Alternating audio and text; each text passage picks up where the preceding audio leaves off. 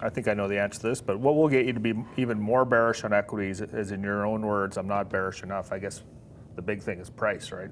Yeah, well, I mean, the hardest thing to do is actually do what I did yesterday, which is say that I'm not bearish enough 2 days before, short the living shit out of the market, make a pile. I made a pile on 2 days ago, and then cover it all. So how do you do that? Like, how do you say you're not bearish enough? You put your shorts back on, market goes down, and then I literally covered. I covered every single U.S. equity short, all my ETFs. This is why I'm literally like hoping now that you would get a bigger bounce, because I got to come back in, right? So how do I go from not bearish enough to booking gains? Because that's how you trade a bear, right? You can't be like, you can't think about it like everything's perfectly aligned. You have to fade yourself in a lot of different ways, right? As you can see, what's happened actually in the last 48 hours across your pin sheet and risk ranges is that we're seeing some higher lows.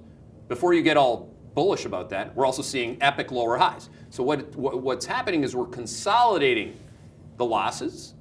The range gets a little easier to trade, a little bit easier. It's a little easier to trade 50 VIX than 80. So that's what's happening. So there's a lot going on in there in terms of all the interesting moves within the moves. That's what I like. I love playing the game.